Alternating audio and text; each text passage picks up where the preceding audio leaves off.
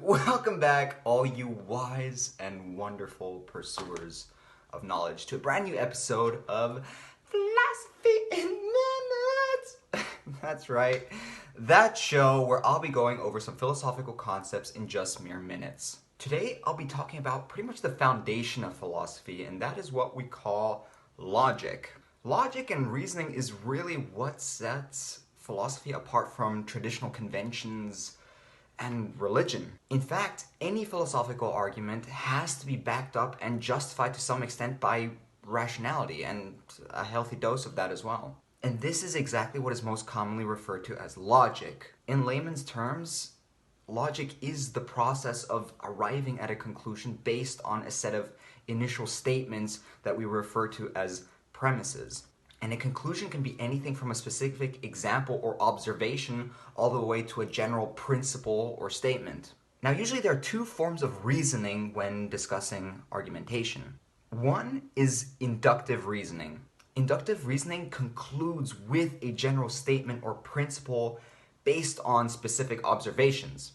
Take, for example, the pandas Po and Nana are always eating bamboo. Those are specific observations, and from those specific observations, we can make the general statement that all pandas eat bamboo, or pandas like bamboo. Now, while deductive reasoning works in the opposite way, so you arrive at specific examples or observations based from a general principle. Taking it back to our Po and Nana example, all pandas eat bamboo. Because all pandas eat bamboo, Po and Nana, being pandas, must eat bamboo. Now, this is an example of the classical logical argumentation that is known as a syllogism. A syllogism consists of two premises and one conclusion. Now, this was initially formalized by Aristotle with the infamous syllogism, all men are mortal, Socrates is a man, therefore Socrates is mortal, and all women are immortal.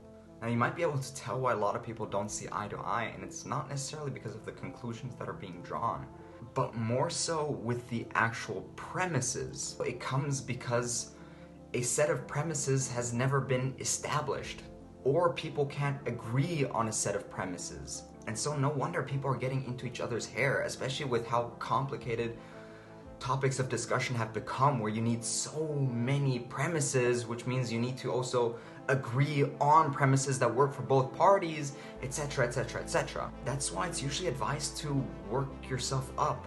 It's like building a house of cards. You need a strong foundation that supports the rest of the structure. A lot of people skip that initial step of actually breaking down the premises and building a foundation together with which they can work their way up.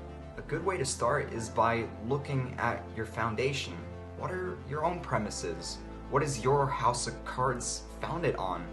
What are the building blocks? Because let me tell you, with a solid set of premises, it's way easier to build that house of cards. That being said, thanks for watching.